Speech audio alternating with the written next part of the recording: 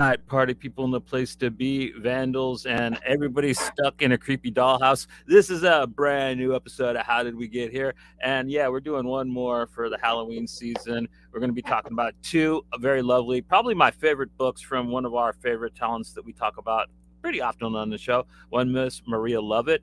These are probably, what would you say, Joe? Probably her most visual works of art. There's not too much dialogue in either of these books. They're They're very well, especially Loud is I'd categorize it almost as a silent comic. Porcelain has a little more dialogue, a little more verbal interactions, but Loud is very much. Uh, well, I think the title says it all. It takes place in a club, right? So it's loud, so it's more visual, like interactions. Like in a club, you can't really speak because it's so loud. So it fits the vibe. yeah, and yeah, and that one is just so neat because of how many different like story arcs that are going on at one single time in it. Hmm. It's really cool the way she's able to pull it off. She does motion and um just man. Do you before we get into it, man? Do you have a check in? I know you said you did. I have a smaller chicken. I've continued watching The Strain. I think we're almost done season one, or we're just starting season two. So, continuing on that, I started reading Wormwood by Ben Templesmith. It's free on Kindle, so I started reading that, the first volume. I think I read the first issue. That's it of the first volume. So I just started reading that after reading 30 Days and stuff. I kind of got an itch for, especially after reading his Red Snow story that he wrote and drew. I really got an itch to go check out some of his more his creator owned stuff. So I went and saw that Wormwood was free. So I was like, hey, if it's free, I might as well just download it onto my Kindle and start reading that as bedtime reading. So I'll be hitting that in the next week or two, reading all those because I think it's the original arc is all free. It's collected in three different volumes, so I'll be reading that. Started up the book three of Deadly Class, which we'll be covering later in the month. So I started reading that, and whew, it doesn't let up. Let me tell you that. What else? I think that's pretty much it. You didn't watch nothing? The Strain. We've been That's watching it. The Strain. Yeah, I don't think we watched any movies. Like when was it? We did our episode on Monday where we talked about Five Nights and Saw, and I think those are the last two movies I watched. So, All right. mm, mm. So How where you about at on you, the man? strain? The Strain, like I said, just at the end of the first season. So What just happened? they found in the sewers. They found the leader or whatever you call him, and the wife got turned, and now he's trying to find her. And then they found the nest of them all sleeping Okay. in the sewers, and the German guy went and found his pawn shop, and then they kind of escaped through the secret escape room in the basement, and that's where we're at. Cool. Yeah. Uh, so we That's touched on his history. What's his name? The, Satrakian. yeah, we touched on his history after he left the concentration camps and started becoming a vampire hunter. So they went into that and how. I really loved that whole part of the show between him and Eichhorst, Hmm. the flashback and the cabinet being made and all that. I thought that was all really Yeah, solidly done. and he's like super obsessed with taking care of business to the point he's almost suicidal in his attempts. So And he's a gangster old bastard, man. Like, don't fuck with yeah, Satrakian. yeah, yeah. So we're digging it. It's pretty good. I mean, and that's Guillermo del Toro, Yeah, and he. who's the other guy? Chuck Hogan. They're both credited for creating the show. I don't know what Chuck Hogan has worked on aside from that. I haven't really. I didn't think of going to check, but I know Guillermo was attached to it there. Yeah, And he wrote the books that were they novels first or comics? they were novels first, and then they were comics, and then it got turned into a show. Yeah, because the Dark Horse put them out, right? Yeah, Yeah, I saw that. yeah. I tried to find them, I but think that was between him and Mignola's friendship back when they were still friends. Okay, because of the whole Hellboy thing. Yeah. Mm. Because I remember some of the first ones I saw, it had the El Santo character fighting the vampires and stuff. In Dark Horse Presents, that was like the first time they kind of did Strain, and it was drawn by Mignola. So, yeah, I'm pretty sure that's how it got brought over. Mm. Okay. Mm. Yeah, I tried to see if they had it on. They don't have any of that stuff available through Kindle digitally. I don't know if they have it. I'd have to go check the Dark Horse Direct site, see if they have it there. But so I think that volume 2 and 3 are available to buy physically, but I think the first volume is out of print, so it's like can't start reading it if I can't get the first part of the story. So yeah, and I don't know how, if it's a direct or if it's just a tie-in, kind of like the books cover more or less, or if it's just straight up the same story in comic form as the show. I have no clue. Man, the way that they usually do stuff, like there might be some stuff that's adaptation, and I think a lot of it was like side stories that were based around the stories of the books. That's usually when Dark Horse does So kind of a companion piece to the show, basically. Yeah, or well, because the comics came out as a companion piece to the book, and the show came out after the comics.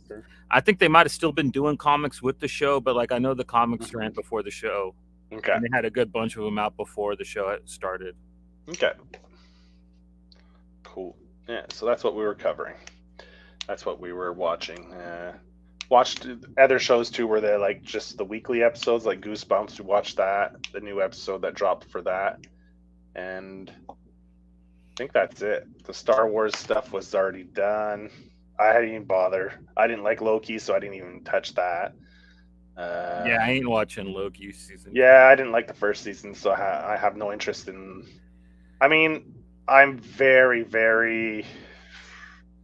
I don't know, the superhero stuff there, it's been very underwhelming, so I still like it. I'm still gonna watch like most of the movies and stuff, but like a lot of the TV shows I've been underwhelmed with, so like I'm just gonna check out the stuff that really interests me. Like I liked She-Hulk and I liked What If, and that's the only TV shows from Marvel I've liked so far. Like, and they put out what is it, the Werewolf by Night, but in color. It's like, come on. Yeah, because like half the reason it was cool in the first place was the black and white, in my opinion. Yeah. So. Yeah, they should. That's just a cheap cop out for like not having anything rad like a Tomb of Dracula movie or something to have out this Halloween. Oh yeah, I hit up. I saw that Weird World is on the Marvel app, and that was one of Spanky's favorite Marvel books. So I read the first issue of that as well. Actually, now that I remember, that's Art Dennis write that. Sam Humphries and Del Mundo on art. Yeah, Sam Humphries wrote it, and Del Mundo is on art. And I read the first issue, and it's pretty cool. I don't mind it. It's good. It's weird in the way I like things to be weird, you know, a little wacky weird. So yeah, I like Sam Humphries, man. Yeah, and I read the first issue of that, which was pretty good. So I wasn't disappointed because it's hard to find on like. Through Amazon, Kindle, and the rest of the stuff. It's not. So I went on the Marvel app and they had it. Wow, I was surprised because half the stuff I've been looking for on the Marvel app they don't have. So, damn. Yeah. Savage. Disney. Yeah. So how about you, man?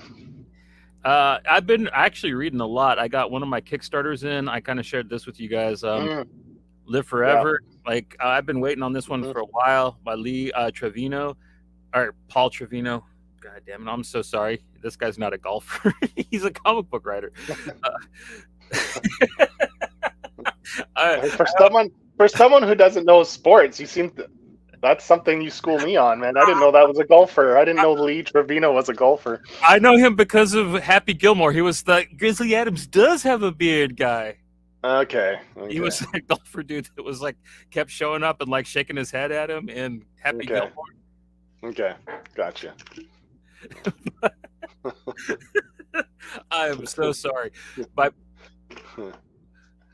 Raul Trevino. Yeah, this book is it's really cool. I'm enjoying it. It's kind of YA, but like I like it. they kind of sold it as like a vampire comic, but like the vampire really has nothing to do with it. They kind of throw a lot of weird supernatural stuff at you in this book. So I'm enjoying it, and plus it's really big. Like it came in two really fat uh volumes. omnibuses. Yeah, they're like 400 pages each, so like there was a lot of reading to doing it, and it was a cute comic. You know what I mean? It's definitely aimed for younger readers. There was slightly more religious angle to it than I'm usually comfortable with, but whatever. It wasn't enough to really bug me. And I highly recommend checking it out if you get a chance. It's put out by Red Rocket. I got it through Kickstarter, but like I guess they have like a somewhat of a publisher that you can look for it through, Red Rocket. Maybe if you look up the creator's name too, he maybe has a Big Cartel or Gumroad or his own site that you could probably order it from as well. Yeah, this book was originally a webtoon, webtoon comics. So I know it was big on there, and that's why like they translated it over to physical, and I really dug it. I got this. I've been like kind of eyeballing it. I've been seeing it around. Matthew Rosenberg's Wildcats. I saw the first trade was out, so I picked it up. It's pretty okay, man. It's really 90s, man. It's probably the most back to 90s I've read. Somebody do like a modern take on the Wildcats. It's pretty fun though, man. But it's very grifter centric, and it's heavy on like the Liefeld influences, which I thought was funny because I figured Rosenberg would like stray as far away from that as it could, but like nah, Grifter's just like that fucking just super cool dude that everything he does, like this guy farts and glitter comes out and dinosaurs roar and shit. He's just that cool. But I mean, like some of the other characters that I never really cared for, and the old ones like Spartan, like I think that like this is kind of the funnest version of Spartan they've had, and I really like the girl version of Ripclaw. I think she's pretty rough in this. And the Death Blow, I like the fact that like it's kind of he's always dying, and they're putting him in different bodies, and like you never know how Michael Cray's going to show back up in the book. There's some really fun stuff that Rosenberg's doing. I will say that this book is very much better than any of his Marvel superhero work. I'm enjoying it a lot better than that, but it's still not as good as what's the furthest place from here, or like when that's DC still owns the rights to the Wildcats. Oh, this is straight up DC too. Like they're set in Star City. They're talking all about Gotham. Like Nightwing and fucking Cassandra Cain, Batgirl, like show up in the first issue. Like they try to make very obvious that the Wildcats, they're DC. They've always been DC. Look, here they are. There's the Flash right there with them. They're DC. Yeah.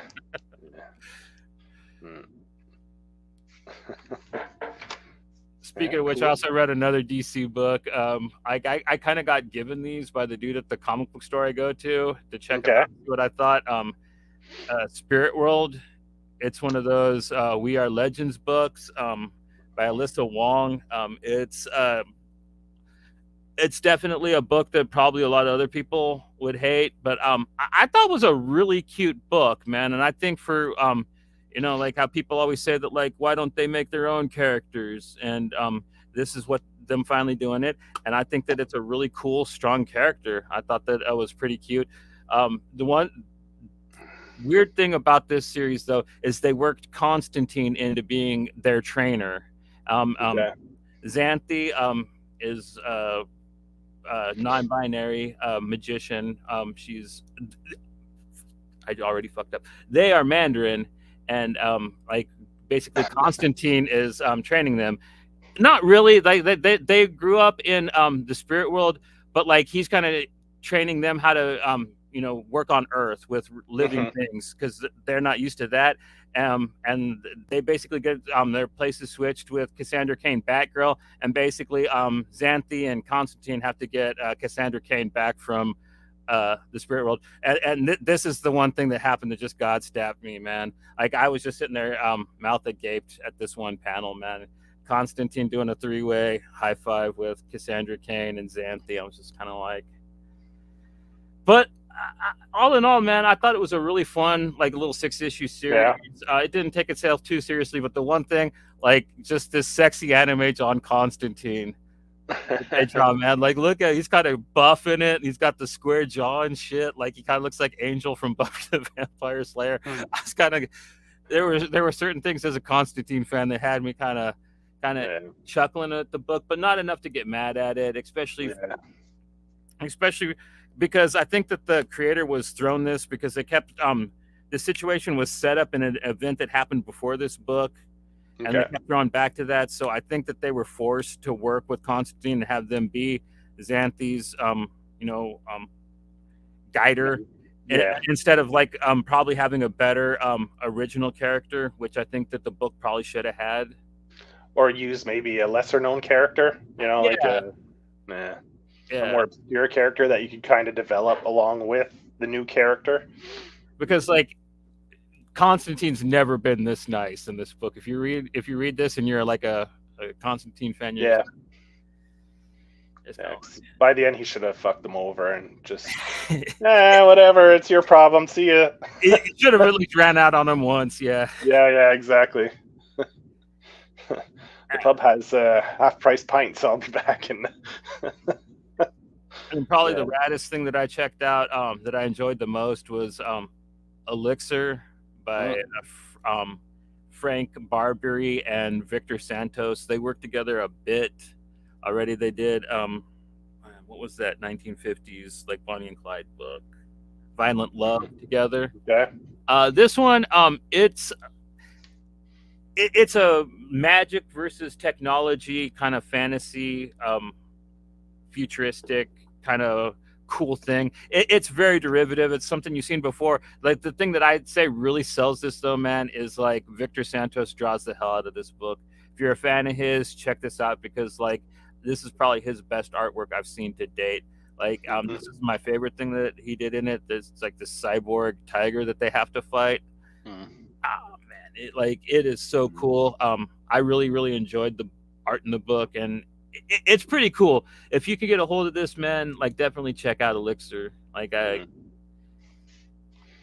Mm. Yeah, I saw you post about it earlier. What, last week? Middle of last week? Yeah, on socials. You're like, oh yeah, you shared posts from the other guy you said that worked on it, not Victor Santos, but the other guy. He made a post and you shared it, and I remember seeing it. So I was like, oh, yeah. So yeah, that's pretty much it. Besides that, I kind of been watching stuff on YouTube. I found this channel called Ninja versus Samurai, and they basically show like the old Japanese TV shows, like the Lone Wolf and Cub show, and they got the Zatoichi show. And I've been watching that. Like that's pretty cool stuff, man. But yeah, that's kind of my check-in. So you kind of want to get into the books. Which one do you want to do first, Joe? I don't know. Go for it, man. You said you had plenty to talk about, so you pick which one you want to talk about first. All right. Well, I mean, since I don't really have artwork to put up for loud, and you're gonna have to flash the panels, so you have to do that one first. So get that out of the way, so you can like All right. relax for the last half of the show. All right. Sounds good. I'm gonna have Sounds to good. bust those muscles open. Yep. Yep. Sounds All good. right, man. So this book, like, this one is it's basically like an art film on paper, but Mm-hmm. like, man, it throws a lot of stuff at you. You got a lot of emotions. You get a lot of just action, and it even jumps horror at one point. When that Mm-hmm. happened, I was just so gobsmacked. I was just like, "What, man? This book does everything." But like, basically, starting out like, you're looking at this flyer for this bar, Loud, Yeah. and it just boom, boom. Like you could just they're showing like the walls are shaking from the outside. This place is just so loud, and you got this girl. She's smoking, and she's basically kind of looking around, and Yeah. Yeah. And I like that. Like you said, the constant like thud of the bass throughout the whole story. Get that boom, boom, boom throughout the whole story. So it's like emphasizes that it takes place in a club, right? right.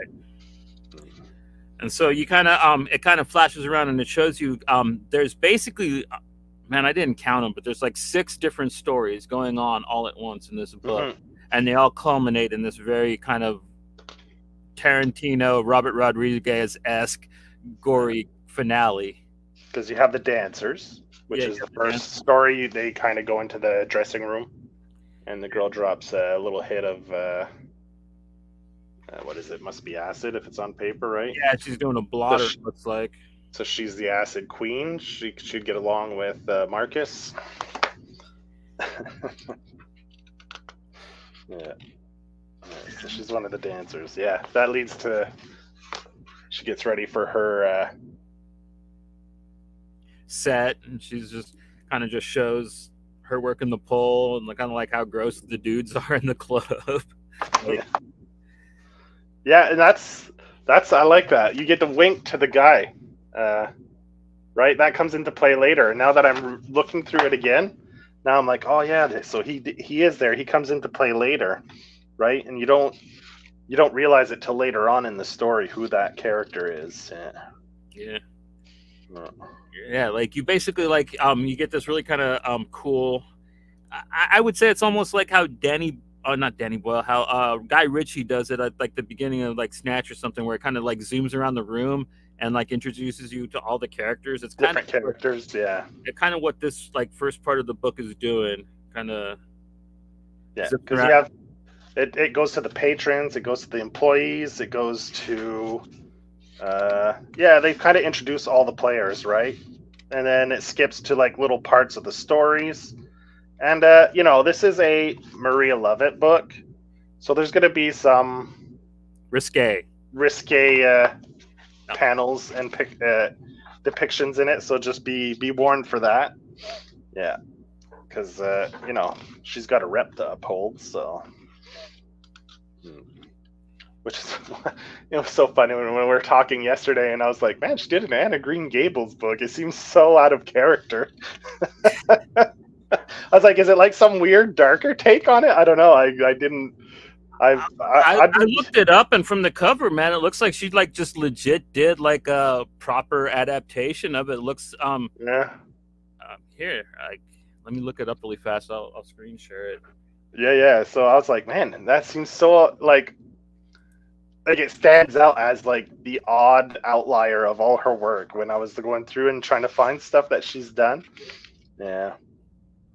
Anna Green Gables, that was a real surprise to me. I don't know if I guess Anna Green Gables is pretty popular worldwide, right? So yeah, it's one of them Scholastic books. I know that. And I can't find a big ass picture of the cover.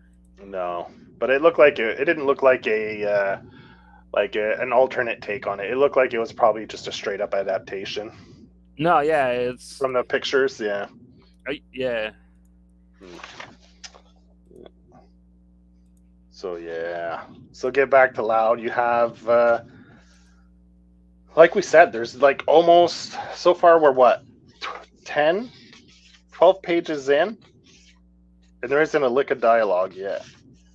I think you get to like the 15th or 20th page for the first bit of dialogue where the first bit of dialogue, it's after the note, "I fucking quit you," and then yeah, leaving already, "Hey Marie, bitch." Yeah. Then you have that one performer, which leads to the dialogue, is the one performer who does like the bondage Soleil act, which is kind of cool. Those are some great panels. Some great, like the action where she's like Soleil erotica is the way I'd probably depict that. So it's pretty cool. She's like all tied up, hoisted into the air, doing like these bondage acrobatics for her show on the stage. Because the nightclub's, it's not a straight up strip club. It's kind of like an erotic nightclub, but not stripper club technically. You know, so yeah, it was kind of like strip club meets Cirque du Freak, one of those type of things. Like kind of a burlesque, but maybe a little more intense than burlesque, you know. Then like I guess that's her ex who's watching and stuff, and then that's where the dialogue starts, is where she meets up with the ex, and he's and he's trying to be like, hey, don't you miss this and that, and turns on the charm. Yeah. And then you have the other couple there too. Oh yeah, was that the one that was testing herself in the stalls to see if she was pregnant, Um, or is that a different one? Because like we said, there's 6 stories going on at once, and you start off with 2 or 3 different ones right off the bat. No, that's not her. Okay, she's not out of the bathroom yet. So this is just two customers that are just patrons of the club that are there and kind of hanging out and getting all hot and bothered with each other.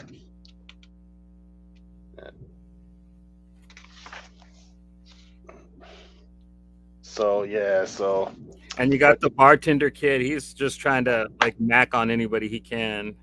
well, that's the one who right? Yeah, the bartender kid. That's what leads to this. That's his ex, I think. That's was hanging doing the Cirque du Soleil bondage stuff. Right? That's the bartender kid. And he's like trying to rehash some old flames. So he starts turning on the charm. And he does this one thing that always works with the ladies. Take a tampon, soak it in your drink, and suck on it. That's a great one there. I guess that one always works with the ladies. Yeah. And then you get the girls that hooked up in the bathroom start doing some No sugar booger sugar. yeah some of that. So this story like skips back and forth from stories to stories, like Johnny says, and all of a sudden she has like kind of a cardiac arrest. She kind of looks like she has an overdose. The girl in the stall who is doing her pregnancy test hears the commotion. So then it skips back to the club, inside the club. So you have more staff. The other barmaid gets there to like, where the hell's what was his name? The other guy? Let's call him Frank. I don't know. I don't remember what his name was. Where the fuck's Frank? Oh man. She opens the door to the staff room, and what's going on? Yeah, those old rekindled those old ashes turned to flames, man. They're back at it. So there's another racy scene where they're getting back together and getting it on. Yeah. And then, so that's basically 3 storylines right there, right? The bathroom girls were the one overdoses. The bartender hooking up with his ex, who was doing the acrobatics. You have and you have a few people in the crowd too. Well, this bartender that walked in and saw him rekindling this thing with his ex, she's got a story that's brewing up. She's going to be kind of a big part of the book. Yeah, because she just showed up into the story. That's about what, at the end of the first issue, I'd say, roughly, if you read it by issues. So yeah. So yeah. So. And there's drugs, there's alcohol, so this is definitely a mature read. There's sex, there's nudity. And it's very psychedelic. Yeah. Yeah. And so far it just seems like you said, an art house kind of like you compared it to an art house movie, right? You're like, oh, okay. Then the girl shows up, like you said, the new character shows up, the other staff member. And at the same time, this new character is introduced. He looks like a cop, comes into the bar. Then you got the girl who is pregnant comes out after hearing the commotion of the girl overdosing. She comes out and she's like, oh, there's nobody there anymore. So who knows what happened to the girl. But then at the bottom of the other panel, you can kind of see. Yeah.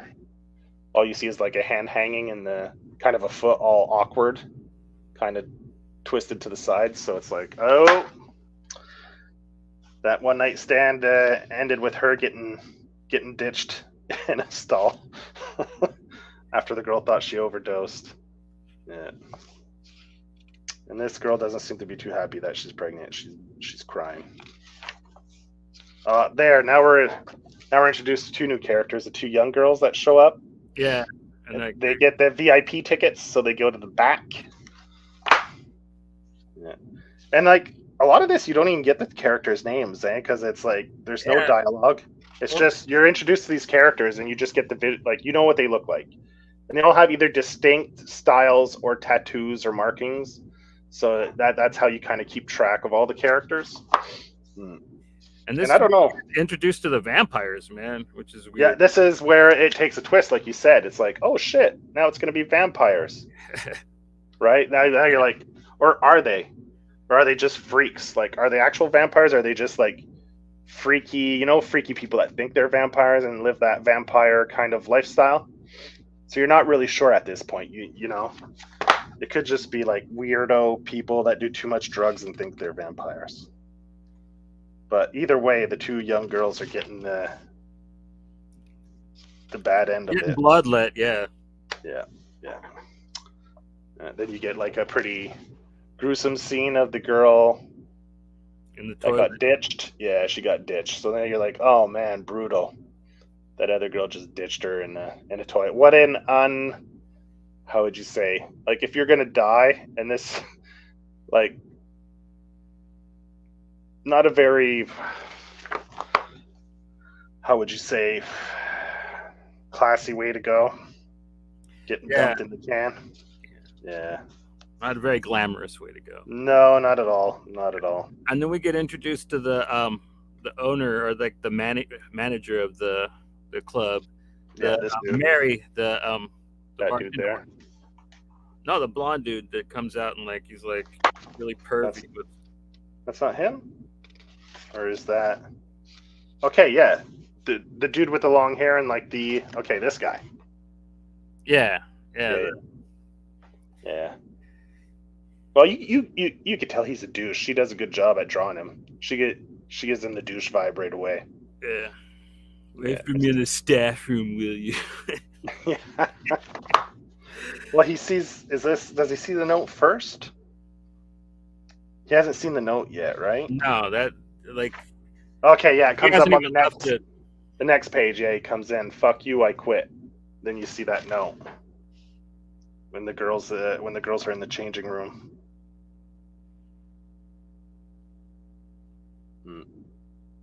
And you got some dude like peddling some kind of fucking super drug, daydream.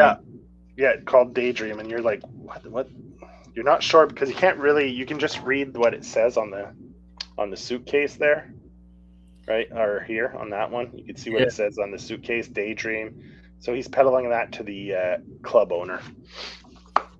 Yeah, so you're like, oh, kind of like ecstasy type thing for the club, and so he's making some kind of back alley deal, and yeah. But then if you look closely on the next panel up here, you can read kind of what it says. Daydream. What does it say? Daydream. Walk under the sun again. So, that's a clue that maybe they really are vampires. Maybe they're not just like hipsters.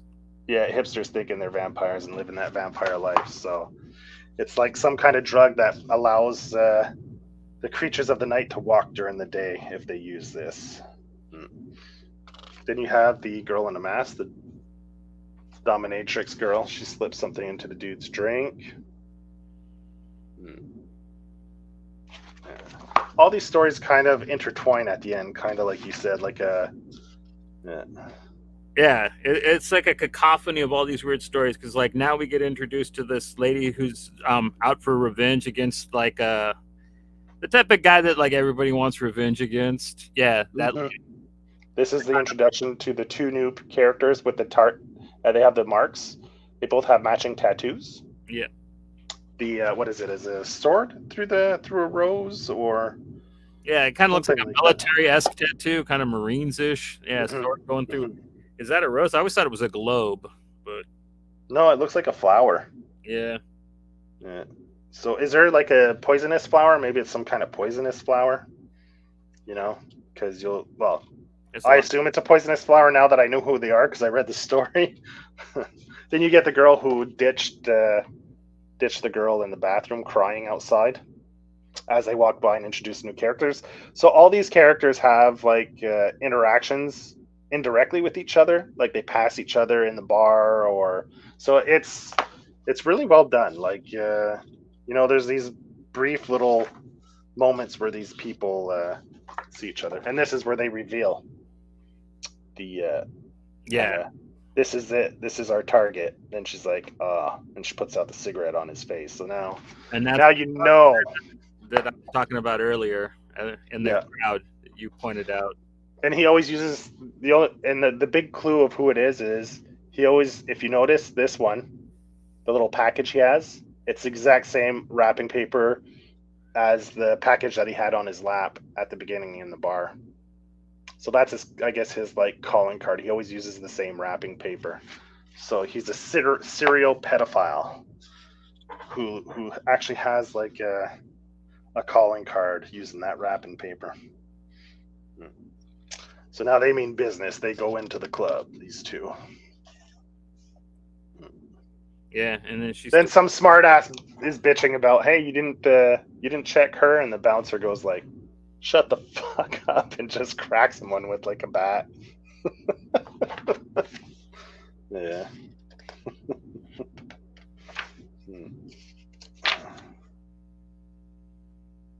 What's okay? So okay, that's where it's revealed. The girl that was pregnant when they first go in, then it skips to this side where the guy that got her pregnant is making out with some other chick when she comes up to confront him, and she gives him a slap and all that. So he's a player. And she accidentally gives her pregnancy test to like one of her coworkers, right? Yeah, she catches it like in the air. She kind of catches it, and He's got like the oh shit face, like, yeah, oh man, there goes your youth. No more partying for you. You're gonna have to stay home and take care of a little blatting kid. Then you get the bartender and the girl back together, kind of like, oh, we found each other again. How fun. and We'll she's see like, if they still feel the same way once the drugs wear off. gives him her number or whatever. She passes him some kind of details. Mm-hmm. So then you have the two that got hired. They're scoping out the bar, looking for their target, asking questions. And so far, the only dialogue has been that between the two that hook up again, the two exes, and the two hired guns outside. Oh, Right? and the boss has talked. Oh shit! No, they don't even talk outside. The hired guns. No, they haven't said nothing. Like No, he just hands her a picture. You see what it is, and it's implied, right? So you know exactly. And she puts out the cigarette. So even without using dialogue, it's very clear, like what the message is there. So it's really well done. Like, yeah. And then and we see why they're there specifically because there's a young girl in the backstage that's going to be led back with Captain Wrapping Paper. Captain Wrapping Paper. That's a good one. That's a good name for him. Yeah. So, then you get a new character that's introduced. A woman that's getting a divorce. Well, I know it's a divorce now because I read the back where it talks about like all the different characters. And I guess she's getting a divorce or a separation from her husband. Okay. Yeah, that's what it said. So that's why she breaks down crying. Because I guess in the message it's kind of like, no, we can't work it out. It's over. So then she starts crying. And you get the two hired guns that are scoping out the bar, looking for their target, asking around. And in the meantime, you see he's escorted to the back with, like you said, a young girl. And this is where it gets like really nuts. Yeah. So, oh yeah. Then the guy, the kind of bouncer that she pulls a gun on his nuts and asks him, "Where did Fatty go?" Where did Fatty go? Yeah, where's the fat man? And the then fat man with the small package. We go back to the room with the young girls, and they've just been bled dry, man. They're like mummies now. Yeah, like all sunken skin, gray, no color left in them. Then you see the girl sitting in the chair. Yeah, then this is pretty much like a forced. Yeah, it's not good. It's basically rape, more or less. Like it's either you do it or you get the fuck out and I fire you. So he finds his employee tied up. So now he knows something's going down. Oh, then Smooth Move boy here starts hitting on the soon-to-be single chick. Kind of, yeah, putting on the moves, gets slapped in the face. And then like he goes over and you see he's got a whole group of like nerds in those little eyeball sweaters, man. Yeah. So, yeah. So then she gives in. Like, this is also kind of nowadays, I don't know. Like, get canceled for that shit nowadays. Just going in for a kiss without asking for consent for a kiss, get your ass canceled. Yeah, so now, oh, there we go. The guns are getting pulled, man. Pulled, yeah, they're in the back. The owner comes out. What the fuck? Who the fuck are you? Who the fuck are you? We're looking for this. And the guns get pulled. Everyone's yelling, fuck you, no, fuck you. I'll shoot her, blah, blah, blah. So they're escorted to the VIP room in the back. Now you see the girl that looked like a mummy in the chairs, like, oh, she's all flush and beautiful. So that blood rejuvenated her. And the two others look like, they've seen better days. I think they're done. And the manager guy gives her the daydream drug. Yeah, she didn't know.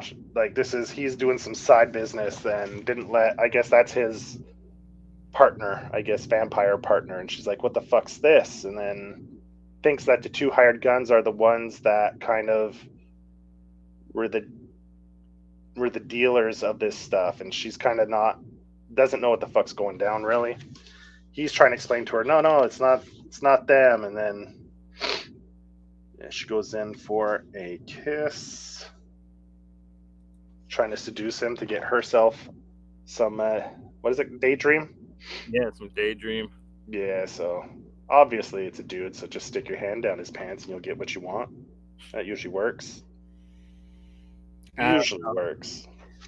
With pretty boy vampires, man, like they're an unstable lot, especially in like Gothic Night. No, but that's the hired gun, the hitman there. Okay, you're right. So he's going in to kill a pedophile. You trying to get fresh with him probably ain't gonna work. He's got something else on his mind, So things start to go bad here because the other hip girl, she's like, oh, well, both of you, like, I don't care. Guys, girls, it's all good to me. And she gets close, gets fresh. Oh, rips an earring out and pulls the knife. Gives her a little slice. She doesn't like that. That's where now this is where the shit gets crazy. Yeah, she's like, kill him. So then the hired gun hitman boy's like, fuck this, man. Blam! Blasts him. Splits his right head in the head. Yeah. Bam. His head opens up like a melon, man. They still haven't found the guy they're looking for either. This is all still... it's in the next page. Like they kick open the door. There's kind of the bouncer dude, and they kick in, and there he is with them. And like, yeah, he's got a basket on his head. Yeah, I don't know what that is. Maybe it's some kind of Euro thing that... Yeah, because I don't know about. In Spanish, so from Spain. Yeah. But like, yeah, they dump on him. Like they totally Boondock saying some. Yeah, they don't fuck around, man. They just like bam. And then like, yeah, then they're all... Part when the manager gets up and he's trying to find out what all the shooting's going on in his club. The girl that he just forced upon himself, she takes one of the mannequin arms from like the human seat chairs that they have, and she just stakes his ass with it, man. It's take this, motherfucker. And it's cool, the shot where you see he's kind of healing back because he's a vampire, so you get like the scar that's starting to close up. So that's pretty cool. And it's funny how the two like hired guns, once they kill the pedophile, that's what they get off on. That's what gets them horny, killing pedos.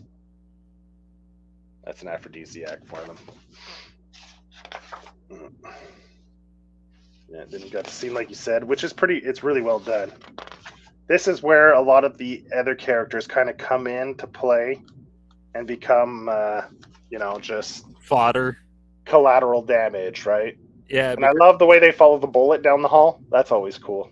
yeah, because the shootout just ensues, and yeah, you see a bunch of the faces that you've seen throughout like a lot of the book just getting popped, Oh yeah, now they're just dropping. getting shredded by lead. Yeah.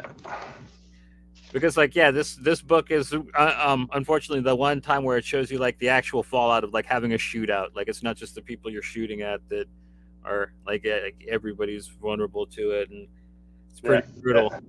Dude, that the playa got taken out, so now her baby's gonna be fatherless because player got taken out there in the head. And then like just for like a weird like chuckle at the end of all this fucked upness, the girl that was passed out that had like a bad uh, heart attack or whatever in the toilet wakes up, man. She's like a-okay until like as she walks out to all this fucking carnage. She's just like, what? Boom, the end. What the fuck? So that's probably the best thing that could have happened to her was getting some bad crank or whatever the fuck it was. I mean, I love this book. I just love how frenetic and fast paced it is. It's that I think it's a really hard book to like cover just because of that. Like in my opinion, I would love to see somebody film it. Like I think it would play out in film like the opening scene to Takashi Miike's Dead or Alive. Have you ever seen the opening to that? Yeah. It's like all those really quick cuts of all that random shit happening, like the guys doing all the hits and stuff. Yeah, I think that like they filmed something like that for this with all the bloodletting and just the randomness and the hotness. And hell, let Maria direct it. I'm pretty sure like she's got looks like a great cinematic eye. Like both the books we're talking about have this beautiful horror movie look to them. Like they are fucking movies on paper, in my opinion. Yeah. And it made me think a little bit because there's so many different players and storylines and how they connect in the end. How it gets crazy is kind of what's that one with Aces something? Aces Wild, is that what it's called? You got a bunch of actors. Ryan Reynolds in it. Oh yeah, Smoking Aces. Smoking Aces. It has that energy to it where you have all these different parties and they all end up in one spot, and then when all hell breaks loose, it's like you don't know what's going to happen. Like anyone can get taken out, right? It's chaotic, like you said, and the same thing. You got these people that are after this one target. They're looking for them, so it kind of gives off not necessarily exactly those vibes, but like the way all the different storylines kind of match up at the end. And in a weird way, it reminds me of one of my other favorite graphic novels ever, 100% by Paul Pope. It's another book that takes place kind of in an erotic house like this. It has a bunch of coinciding stories. It doesn't get gory or brutal. It's kind of more of like a coming of age, almost. It's very art house as well. But like, I also know that Maria is friends with Paul, so I wonder if maybe he wrote a little blurb on the back, right? Yeah, he wrote a little pull quote for this book on the back. So I think that's really cool. There is a gimmick in that book I think you'd really think is really funny, because the way that like the strippers dance, they take this drug that makes it so you can see inside their stomach, and while they're dancing, like you basically see their digestive tract like moving around, and I guess that's like what people are into like at this point in the future. It's pretty funny. Like I think I'm pretty sure I have that book, if I'm not mistaken. I got it in a Humble bundle. Because that's an Image book, right? Nah, it was Vertigo. I think wasn't it Vertigo? Vertigo put it out originally. Like I don't think the Image has re-released it yet. I know that they put out Heavy Liquid, but I don't. I'll have to recheck my Humble bundles because I bought a few. Okay. I thought I saw it in one of them. Maybe not. Maybe I'm mistaken. It's a wonderful book, man. Yeah. Maybe Image has re-released it. I have the Vertigo hardcover for it. With the dust. But I'm almost certain I saw it in one of my Humble bundles. I'll have to go back and check because that's on my list of stuff to read that you were talking about and stuff. Yeah, we talked about it with James Edward Clark. Oh, here it is. Favorites too, like 100% amazing. But yeah, like this is like the like really extreme like horror version of 100%. Image released the collected edition. Okay. The last edition that got printed was by Image. So yeah, I'm pretty sure I have it in my Humble bundle. So I'll definitely now if it has similar vibes to that. I really enjoyed Loud. So, but Paul Pope, like everything I've read what would we cover on the show previously? Heavy Liquid. Yeah, we talked about Heavy Liquid. I think that's it. Yeah, that was pretty fun. That was a good one. Oh yeah. So next up, Loud was that was one of her earlier works too, right? Was that her first North American release? Loud? No, she had did There's Nothing There. Was before this. Okay. Yeah. There's Nothing There is another great book. And she had done Faithless Book 1 before this had come out. That's another one we talked about. We talked about There's Nothing There, Faithless on previous episodes. We talked about like almost all of her books. Like Heartbeat, we did an episode. Yeah, we did an episode. There are two more that we could cover, but I wanted to talk about them with like Elle and Tara because they're a little more. I would feel a little more comfortable having bigger Arrows. The Arrows book. Yeah, Arrows and Psyche and Luna. That's another Boom book. But Porcelain, man, this might be my favorite of hers, man. Like I fucking, this book is just visually probably her best art. Her coloring is just magnificent in it. Like, oh man, this thing is so cool. Like, put on some AFI and just read this thing, man. You know what? It's funny because the style through it, that's later on AFI, right? Like I was thinking like this could be like totally like a video for My Chemical Romance, or like if Gerard Way were to make a book, this is exactly what I thought it would probably look like. Is something like this. Yeah. You know what I mean? Like it's like the characters are so emo looking, and the Axel. Yeah, here, let me find a really good one. Yeah. Here we go. And when they first introduce him with this fox mask. Yeah. Maybe she's a fan of Persona, so she had to get like a mask in there. Ah, man, she's got to love anime and manga, man, because this book just personifies like that aesthetic. Like, the touch on that.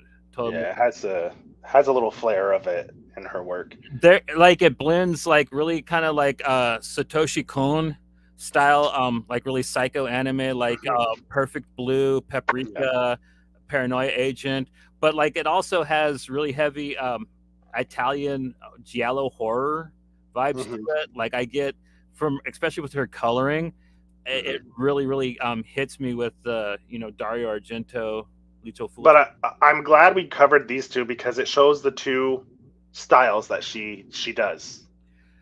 Like Loud is when she does her loose. It's a more loose style that she does sometimes. Rougher pen. Yeah.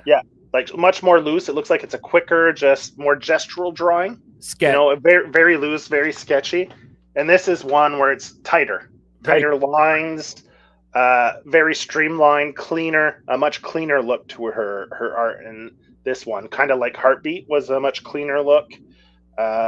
Which other ones were the same style as this? Lunar is drawn a lot like this. There's Nothing There is kind of a mix between the two. Like it's somewhat more sketchy, but like her backgrounds and her coloring is very, very much more in the line of this than I would say Loud. Loud. And after I read this, loose work, I would say. Yeah, it's pretty loose. Kind of like Faithless is pretty loose as well. Yeah, I'd say this is very reminiscent too. If you've read Faithless, it's very much like the art in Loud. Very much reminiscent to the art in Faithless. And if you've read Heartbeat, I'd say Heartbeat, like that's the other one that I've read that's very similar style to Porcelain. It's a much cleaner lines, like kind of like she inked it after, whereas the other one's more like she went straight with a pen. Like you said, it's more loose, more sketchy. And this is more like she went for an illustrator route in this book, I would say. But like, yeah. I love the world that she developed for this, though, man. Like this anime version of Arizona, the red forest path that and just like the weird kind of like it's its own kind of mythology that she set up. It's kind of a retelling of Wizard of Oz and Alice in Wonderland. Wonderland. But it's its own, damn thing at the same time. Yeah, I think she picks like aspects she liked from both of them and incorporated it as a kind of a wink to maybe things that influenced her as a child, kind of Yeah. paying Well, respects to it. she throws some Junji Ito in there. She throws some Dario Argento in Yeah, there. So yeah. like there's a lot that she like homages, and like there's Legos in the here, man. Like she throws just so much clever shit. This book is just incredible. If you read it and just look at like all the panels, like it's a voyage, man. You go on this journey with this girl Beryl, and that's Hmm. like literally in her name. It's spelled like Cheryl, but with a B. It's Yeah. B. And she basically lives in like like I said, anime version of Arizona, and like it's gorgeous, even though it looks terrifying to live there, man. It's just empty and orange. She lives in the desert with her aunt. and and you just see these really cool townscapes that she drew. Like there's like this like guy that she walks by, like he's her neighbor. I guess he's kind of got like a weird little shop here. He kind of like goes by, says what's up to him, and she's got to go get oil, right? So Yeah, yeah. and so her and her cat Rowbritter are going to get Yeah. oil because I'm guessing she's like 19 and she doesn't want to like leave home. She kind of likes staying in the crappy She likes it. out of town. And her aunt's like, "Nah, man, you got to try to go hang out in the guilds. You got to go to the city. Go to a good." Make something of yourself. Yeah. So like serendipitously, like this horrible journey happens to Beryl to kind of inspire her, like like we said, kind of a Alice in Wonderland, Wizard of Oz type thing. And I love the way they show how the house travels, man, because it's this wind up contraption on wheels, man. I fucking love that, dude. Almost like a snake oil salesman, or like one of those small portable carnival type deals that roll into town, kind of, yeah. And the house entrances her with its sound, and like she looks over and you just see this, and like, would you go near that? Fuck no. I mean, I would, because it's dope as hell. It looks like something Rob Zombie would put up or something. You know what I mean? But Yeah. like, I was looking at that and it just popped out of nowhere in the middle of anime Arizona. I'd be pretty creeped out by it. You know what I mean? And it's just like playing some wonderful music, and of course, it gobbles her up, man. Her and Rowbritter get right up into there, and she's like kind of gets changed into like kind of a weird dress, and she goes in and meets these kind of really misfit creatures. They're all really really neat, kind of yeah. Like you're saying, like the Winks to Alice in Wonderland. It's kind of like the Tea Party scene, right? Yeah, Parker did it. Yeah. It's kind of like reminiscent to the Tea Party, where she meets all these weird cast of characters, like you said. Like, just everyone is more bizarre than the next, and she's just trying to make sense of it. Yeah. And then like she gets given food, and like it's horrible. There's maggots in it and stuff. So she's like saying that even though this place looks like wonderful and like these misfit toys look like they might be neat to hang out with, like this place is messed up. And you get introduced to basically our menacing villainess, the sculptor. And she basically comes in and she's telling Beryl, you're pretty enough to be a doll, but she's like being really vague about it. And Rowbritter ain't putting up with it. Her cat just wigs out and kind of like breaks the china and like scares all the dolls away and stuff, and kind of helps Beryl be able to be approached by our very very serendipitous hero, like I said earlier, Axel, who's Axel. Yeah, like Joe said, man, like very My Chemical Romance hero looking, like. Welcome to the Black Parade. What is it? He's a very very pretty emo boy. Yeah. But he's got a rad like Shakespearean outfit. I like the ruffled collar. It's a good Yeah. look. You know what I mean? Yeah. It's not. It just totally fits that vibe for me. I'm not saying it's bad, good, or anything. Like, I dig it. I think it's cool. Like. But as they escape, I really like the way that like they show this hallway, and it looks like a mausoleum, man, like straight out of Phantasm. They're walking through, and it like straight up looks like a wall full of graves. Like, Mm. really spooky stuff. And like this is where they start showing it, like while they're trying to escape, the house actually shifts and moves and stuff. So her and Axel are trying to find a place to hide, and he's kind of explaining to her that, like, you know, once you're in here, man, then the house starts moving, you're stuck. You know what I mean? Or you can end up like on the other side of the world if you do get out, because like, and she's kind of explained it to him where she came from, and he's kind of telling her that like you can choose, like, the whole book is split up into like either you can take the easy pathway your entire life, or you can try to take things the hard way and take life into your own hands. Yeah. And well, there's a quote right at the beginning, after the first page, right? You have the first page where it shows you a glimpse of what's to come, right? Run, run, my precious dolly. Then it skips to a page with a quote. It's like, there's always two choices, two paths to take. One is easy, and its only reward is that it's easy. And it's quoted from an anonymous source. Yeah. So it's kind of like almost the fact that the path is its own reward. Like the journey, if it's easy, then there's no reward. It's not rewarding. Like you don't learn much from taking the easy path, right? And I think that's kind of a little bit of the moral of the story is you gain so much more from taking the harder path in life, because you have so much more to gain from it and learn from it. And the house is split up into two paths. There's the Thanatos path and the Eros path. And you don't ever want to take the Eros path, right? Because that one takes you too close to where the sculptor hangs out. No, no, it's the Eros is the easy path.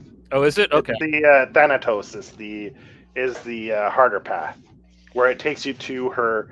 You can feel her emotions and see inside her head, right? You can get a glimpse of what she is, a glimpse of her soul. As so, like they're kind of going through the house, and you just see all this. I mean, just gorgeously drawn, man. Just beautiful horror imagery, man. Floating chairs and little coffins full of flowers, and you know, like I said, man, just be listening to some Misfits while you're reading this. Have a good old time. And then like Axel kind of they find a doorway, and like she thinks that it's out to her desert, and then like he opens, and it kind of just like this abyss of like just dead flowers and like broken doll parts just floating out in like this void. It's pretty rad. So he's like, "No, you can't get out now. You're kind of stuck with us." Yeah. And so like they go, and like I said, they hide in the walls, and like while the house is shifting because it's unsafe to be in the hallways. And this is where you kind of get to see that the house is like made out of Legos or something. I really loved like just on the side in the background, kind of you see it. Yeah, like there's really kind of neat, kind of cool stuff that she plays with all the way through this book. Yeah, visually it's stunning. Like the backgrounds, there's so much work and detail she puts into a lot of the scenes, the rooms. Really, really, really cool stuff.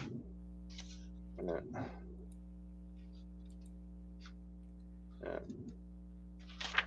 They never really say what the scars are on his face.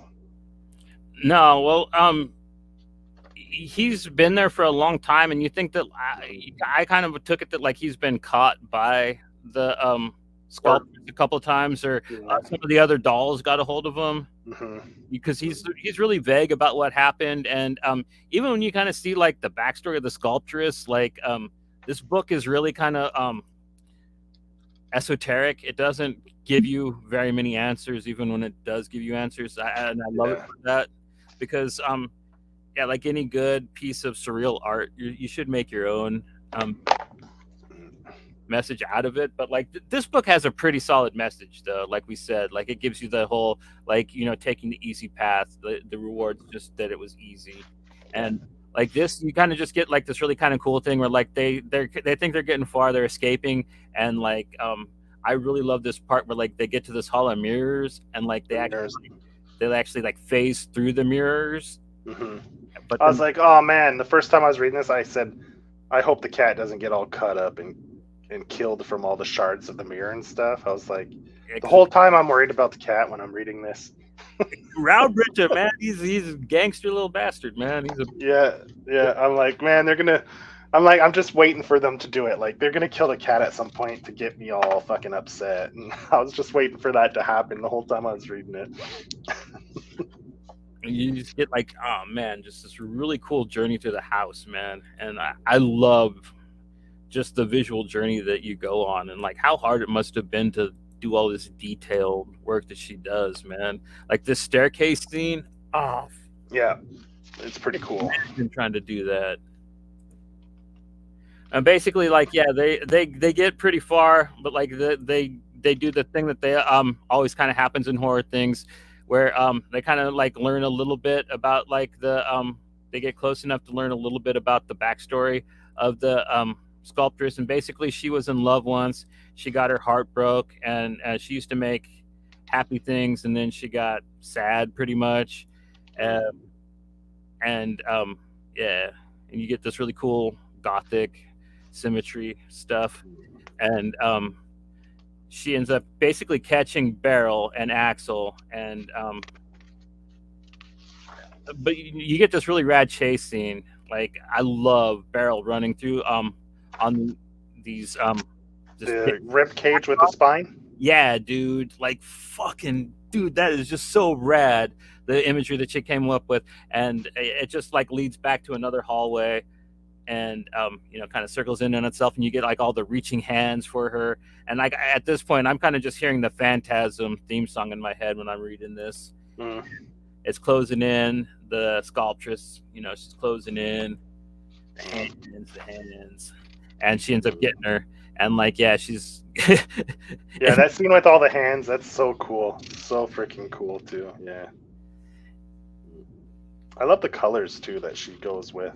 yeah. I mean, it's pretty Halloweeny, but like, I don't know, it just pops, man, because she's got that green dress on her, and like, yeah, all the orange crucifixes, and the kind of weird rose petal hood on the doll's head next to her. And you kind of see like how the sculptress makes her dolls, and she's gonna cut Beryl open, but then Rao Britta ends up coming in and saving her, but he gets stabbed, sadly. And basically, like, there's like a doll floating above like a pointed steeple house that represents the sculptress. And by video game logic, Beryl like learns that she can cut the threads and make the doll fall onto the and be impaled onto the roof of the house, and that kind of shatters the sculptress and kind of is Beryl's escape. Yeah, it releases her from her grief and sadness, right? It kind of, because that's what was feeding the entity that was taking over. Because there's the sculptress is the manifestation of Valencia. Valencia is the girl's name. Yeah. And the sculptor is the manifestation of her grief from, like what Johnny said, like from her lover committing suicide and stuff. That's her grief that took over and turned her into the sculptor. And by doing that, it's like forcing her to let go of that grief and move on. It releases her from the grief that took control of her body. Yeah. Then you have that scene with the what's his name? Robert. Meow. Yeah. He goes over, sees her, he's okay, and he pops up, meow, with a little smile. It's really touching. And yeah, Britta and Beryl, they go back to Anime, Arizona. Yeah, then you get the reveal too. Yeah, Axel. There's a little reveal there for Axel. He's got a doll arm, so he can't go home with her, even though like he. Yeah, because he's already been. Yeah. He's already a doll, so he's one of the ghosts in the house, and you kind of get, but like they're free to kind of travel wherever they want to go, I guess, and put up the house. I'm not sure how the house is going to work from now on, but it does show it's still in motion. You know what I mean? At the end of the book, like rolling off somewhere new. And then at the end, you have the little added story, the epilogue. Yeah, they kind of show you that Beryl goes to art school, and she's like, she got Axel's mask still, and she kind of uses that. She becomes a sculptor, right? She makes like that sculpture in the corner there that she's working on. Yeah, the angel. And then the extra content in the book, because I have the hardcover, and they show all the deleted pages, like the pages she didn't use, and there's a ton. There's got to be, let's see, 1, 2, 3, 4, 5, 6, 7, 8, 9, 10 pages that got cut. that she fully drew. Like, and I think she inked, it's like, Joe, we need to start a hashtag, man. Release the Lovett cut. yeah, because this is and then she has a version that was the European version, right? The Spanish version, where the dollhouse in the Spanish version she finds when she goes to the city. Because in the Spanish version, where her aunt tells her you got to go to the city, she goes to the city. When she first goes there, she finds the dollhouse, and that's where she gets seduced by the dollhouse and goes in the city. But in this version, the Ablaze one, which is the North American how would you call it, edition or cut, she decides to put it in the desert, and as she's walking down the path, she sees this carnival-like dollhouse thing that takes her. Yeah. Okay. And there's some flashbacks, yeah, because I have the hardcover here with the differences between the two editions, and there's some cool stuff in there, really cool stuff. Then you have a deleted subplot, something about the ticket. There's a ticket, an admissions ticket that she got rid of. And it looks like some really nice pages with her and Axel. They find a ticket that's supposed to help them, but I think that ticket got replaced by the key when the sculptress falls apart and there's a key. So I think that kind of got switched out. Instead of having the ticket that lets you through the door, it's a key, right? Yeah, Jojo. She did Heartbeat. She did Faithless. She did Lunar. There's nothing there, but yeah, Heartbeat is probably one of her better known books. And she has a new book coming out at the end of the month with Image called Crave. That's going to be I think it's geared towards BDSM. Did I pronounce that right? Yeah, it's going to be a spanky book. Yeah, it's going to be another spanky book. Yeah. Mm-hmm. So, yeah, it's called Crave. So, I mean, it's a good title for a BDSM, right? I was thinking like vampire or cannibal, maybe, but yeah, BDSM. Yeah, I think it's a BDSM thing because there's a lot of bondage, tying up stuff. You got a lot of covers where she's in handcuffs. A lot of it where it's the bondage, where it's the tying and stuff. So, yeah. But I mean, this was great. The hardcover version, just for the back matter, like all the deleted stuff. The flashbacks she had flashbacks for Alex. Oh, there's a character here called Alex. Maybe she changed it from Alex to Axel. Yeah, well, you just moved the E and the L, right? Yeah. So yeah. And then she has then you have the covers gallery. Man, there were some great covers for this.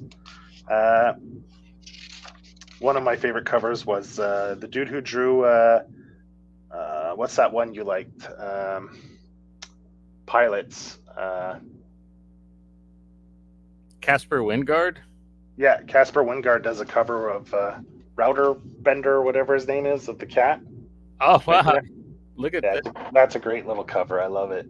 Router Bender. Yeah. And there's a bunch. There's like a homage to...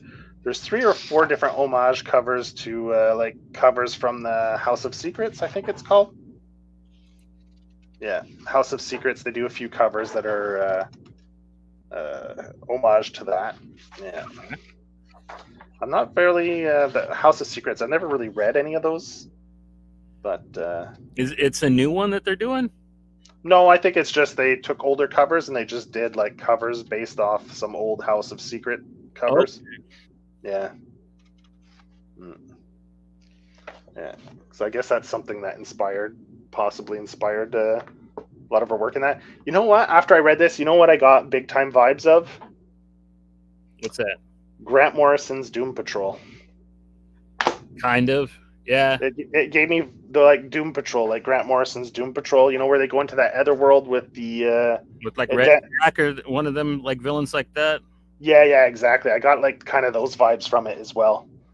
So if she did because it's so surreal, right? And the designs of the rooms and the architecture are so cool. I could totally see her doing if DC wanted to give her a book, I could see them if you let her go Doom Patrol dark and make it a Vertigo book back in the day.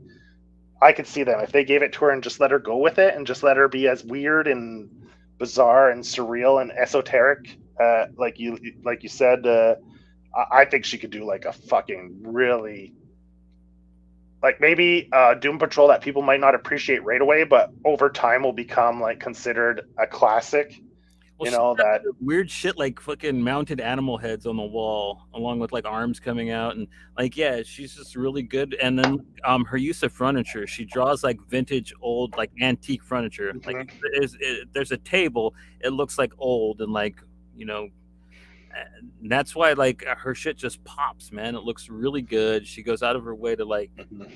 I wish I could draw as good as her, man. And like this book, she just went out of her way to make every visual just so lush.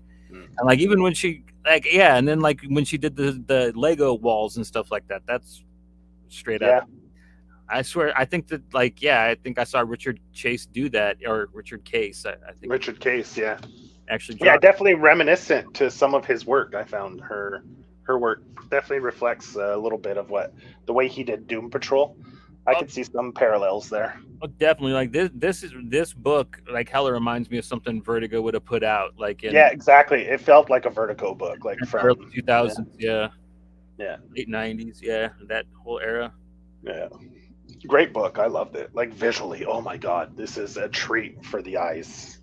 Yeah, the Like, colors, the art, the journey itself is fun enough. The characters, I like them, man. Like, I mean, there's not too much to them, but like that's the fun of it, and like that just tells you like how good of a storyteller she is because she just gives you the bare essentials and just throws you in with just mhm. and like here, watch this, and like and it's so damn fucking enjoyable, man. Like, And it's a world that works perfectly because there is no explanation, like a dream. There's so many things that happen in a dream, and it's like a dream like world. So there's so many things in there that are just, sometimes you'll dream about things you've seen in your day and it doesn't make necessarily make sense in your dreams. Like when you wake up you're like, what the fuck?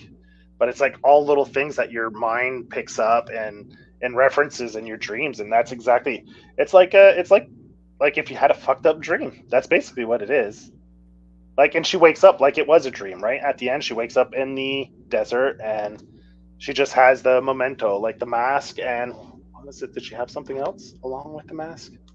She has the two mementos, I think, right? When she wakes up, she has the mask and no, just the mask that's what as a reminder of Axel. Yeah, she has that one memento that kind of lets her realize that, okay, this wasn't a dream. This actually, in fact, happened to me. Otherwise, she'd probably just think like, "Oh, I suffered from heat stroke, and this was just a fever dream," right?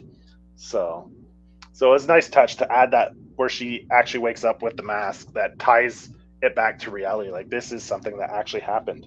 It's not. It wasn't just a dream or, yeah. Good stuff, man. I really enjoyed that one. Yeah, no, I mean, like it hits like right on the same level, in my opinion, as like I would also put it up with some of the better stuff that Neil Gaiman like wrote. Yeah, yeah, exactly. That very surreal stuff, where it really dives into the subconscious, like like if you get hypnotized or like going into your subconscious and how it can like dream state, like how your mind can make parallels that sometimes don't make sense, and you try to make sense of it. And you know how people like to try to analyze dreams. Well, man, people that love to analyze dreams, like read about what dreams mean in this, they'll love this story like that because that definitely reflects But a yeah, lot of that weird stuff like that. Yeah. and like Ablaze, man, they're gangsters for putting this out in English, man, because this book is just too good to not be able to be widely available, and gladly it is, man. Like you could get the hardcover, and it's actually pretty affordable. It's like $21, right? For the Yeah, cover. yeah. It's a 5 issue series. So it's what? 5 issue series is usually what, 150 pages about? Usually it goes about that. Yeah. And Yeah, this let's see. book, I mean, I'm 20 not gonna lie, it's about a half hour read at the longest, but Yeah, it, because she's a very visual storyteller. but you're gonna stop and you're gonna look at every panel. Like every Yeah, panel yeah. of the book is a masterpiece. I would Yeah. love to have own all of them and just have them on my wall. Like it's that I, much of a book. I'd have to check to see where she sells her pages, the original pages. I wonder if she goes through Candace or she must go through one of those agencies that sells like original pages for artists, for creators. I'm assuming, because yeah, owning a page from this book would be pretty dope. Because like you said, they're fully rendered. Like you're getting a lot. If you get one of the panel, like one of the pages where they're in a room, like you said, like I mean, fuck, like imagine this page inked would fucking pop where they're on the crosses because you have that black background. Yeah. That would like fucking pop. Or if you get into a super detailed one, like Read it with a black light, man. Straight up. yeah. It'd probably Like- look awesome if you read this with a black light, with all that orange and green. Yeah, dude. Yeah. Yeah. But yeah, no, like this. If you like kind of those crazy kind of like Wizard of Oz, Alice in Wonderland type fairy tales, this is a really cool one to check out and read. Put on like your favorite kind of atmospheric horror type music, whether you like horror punk or maybe something a little more metally. Like throw something like that on and just go through this, man, and like have a good time. It's just beautiful. A David Lynch album. Yeah.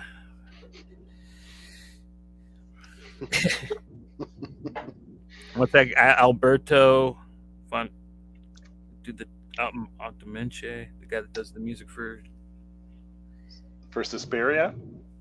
Oh no, Dario Argento and Goblin does the music for Goblin. Yeah, Goblin. Yeah. Yeah, definitely Goblin. Goblin. Yeah, definitely some Giallo music. Yeah. Or the music to. I mean, whatever gets you in that mood, man. Whatever kind of music puts you in that kind of weird place of like that awkwardness or that uneasy, like it might turn you mad. But I mean, both these books, they're really easy to get, and they're both pretty cheap. Like Loud, you can get from Black Mask Studio, and I think it's about a $14 trade paperback. Oh, I think you can get it. Yeah, about that. $15 maybe, somewhere around there, maybe a little cheaper. $15. Yeah, $13. Yeah, $12.99. And I think Porcelain is in the $25 range. Yeah, so $25. Yeah, $24.99 US. And for a hardcover that size, that's a really good price, man. Yeah, that's really very reasonable. So yeah. So go and get this, man, and just enjoy, and like definitely maybe bust out next Halloween, just especially for the colors in Porcelain, like the oranges and the purples and stuff really pop. It's a beautiful book, and I don't know, it's kind of a feel good book too. You know what I mean? It's kind of got that emo goth moodiness to it, but like it's a very positive book in the end. So I mean, most of her work is like even Loud is. I kind of thought it had a positive end because that girl woke up. Yeah, where you think she's just fucking, yeah, exactly. And she's like, I survived. She doesn't realize it, but yeah, she made it through one hell of a night. But yeah. So Maria Llovet, man. We love her stuff. Like we've talked about multiple. I think we only have like a few more books to talk about. She actually did some work on the for DC with James Tynion, working on the Sandman universe stuff. She worked on Nightmare Country. I believe she drew issue 5 of that series, and she did a one-shot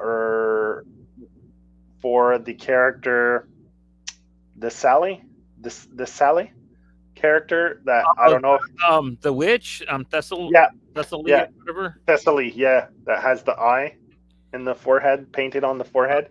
Okay.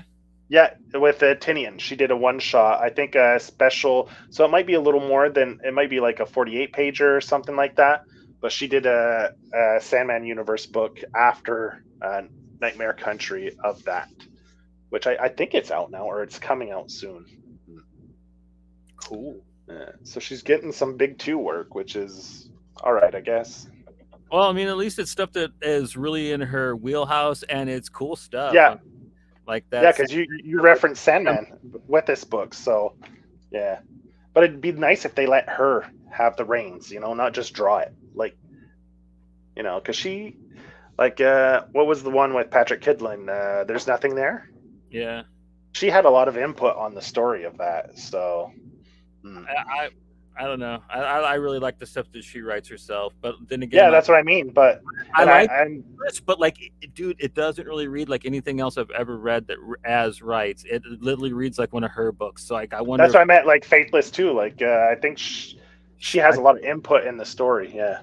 yeah, I think she really, her and Az really work together on that because like I've read so much of his stuff and I've never read anything else of his that reads like Faithless. Oh, Faithless is excellent, man. I was sold right from the first issue. That was so good, so good. Yeah, man. So Marie Lovett, man, you check her work out because it's definitely worth reading, worth looking at. You know, Yeah, definitely one of the most exciting voices in art out there, and she is pretty consistent. She seems to be putting out a lot of stuff whenever she can, and we love it, man. And as long as she keeps putting out, we're gonna keep reading it. hells yeah. So Crave comes out, I think, on November 29th, if I remember correctly, from Image Comics. That's Maria Lovett's Just in next time for gen. Thanksgiving, get yourself some Spanky books for American Thanksgiving, not to confuse Joe. Like, Yeah, no, I know when American Thanksgiving is because you guys have that TV. Well, not anymore, but television's dead. But back when television was a thing, it was dominated by football for Thursday, Friday, Saturday, and Sunday. So, even up there, oh yeah, because I listen to a lot of English television, so we get a lot of the American channels. interesting. But I don't listen to normal television. I just stream now, so Yeah. I don't really get the American football, Thanksgiving football anymore. All right, so we're gonna be back next week. We got somebody coming on, right? Monday, 6th, November 6th, we have Ryan Lee coming on. Ryan Lee, that is exciting stuff, man. Know him from Mountainhead, or maybe some of his work on some of the spin-off series of Rick and Who Morty, Owns Rick and Morty. Yeah, from he's right? worked on a few spin-offs. Is Yeah. that IDW or Boom, or it's not? It's either Oni or IDW. It's one or the other. So yeah, I'm pretty sure it's IDW. I don't think. yeah, I think it's IDW as well. I don't think Oni does commercial properties, man. No, so it's IDW then. Unless, like, it's not Pilgrim, which is like they own. They like. Okay. So yeah, he's done that, and Mountainhead was a fantastic book. And he's a great follow on socials too. He does a lot of. Yeah, he's a rad guy. He's sold a lot of stuff to our friend Goose, man. Goose owns a lot of his artwork. Loves his stuff. So he does Inktober every year, and so October just finished up. So he sells all of his Inktober pieces that he does on his site. So I think he just loaded it up this week. So if you guys go follow Ryan Lee, you can find the link. I think he has a link tree in his bio on Instagram. And you just click on that and you can go see all the amazing pieces he did throughout the month for Inktober. Yeah.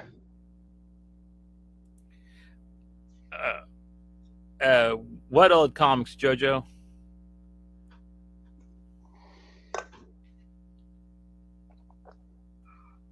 Yeah, old comics. I don't know, man.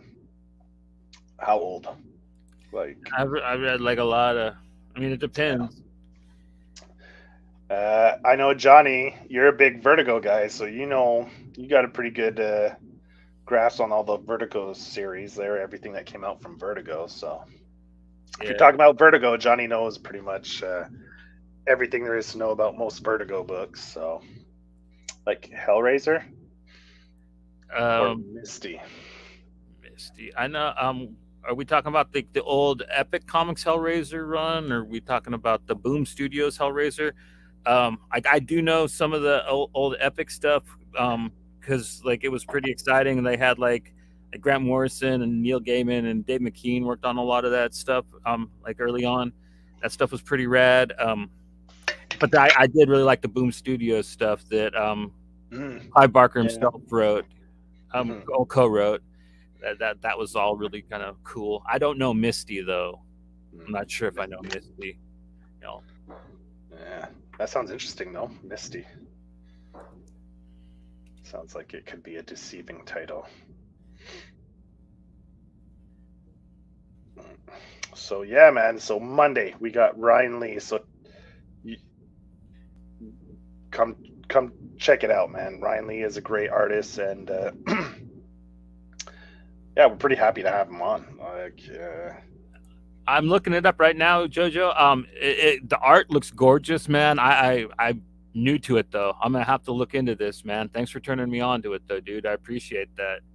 is that like an old EC comic or No, it's well, British? It says British here, a British comic. Yeah.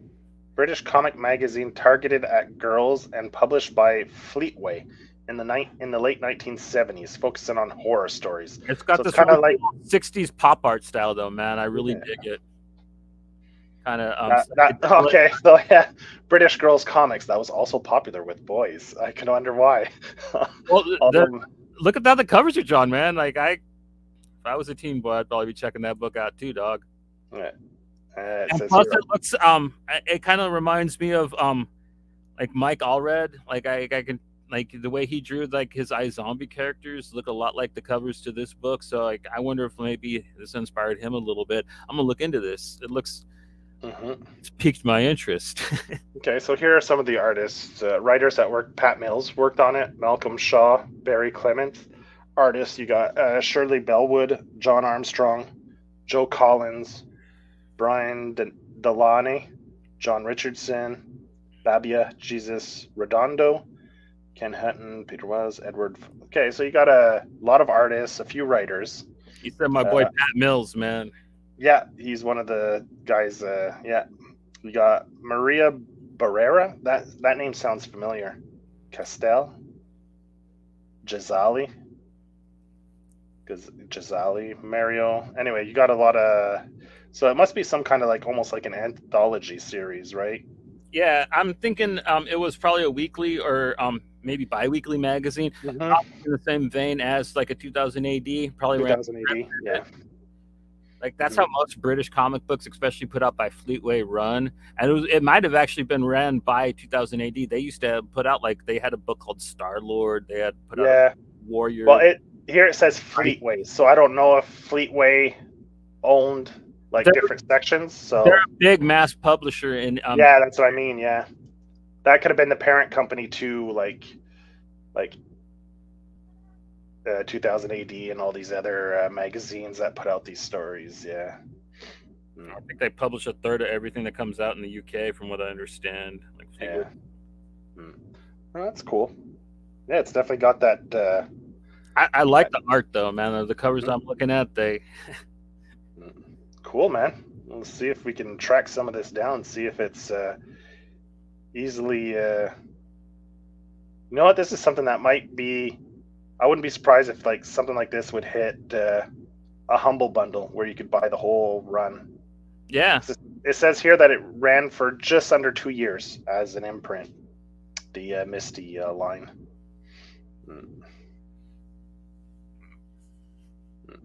Cool. Oh, thank you. Something new. Yeah, man. So Monday. What time did I say? I didn't say a time, eh? No, but it's probably. I think it's 8 o'clock, 8 Eastern. 8 Eastern. Yeah. Okay. Yeah. 8 p.m. Eastern. We have Ryan Lee on. So yeah, join us for that. Monday. Monday, November 6th. Well, thank you for joining us, JoJo. We appreciate having people actually like hang out and talk with us. And sorry we couldn't answer your thing about Misty earlier, but like I didn't really know what you were talking about, and like we were kind of in the groove. Yeah, but we got to it. There we go. All right, man. Have a great weekend, everyone. See you guys later. Enjoy your reads. Oh, Spanky just showed up.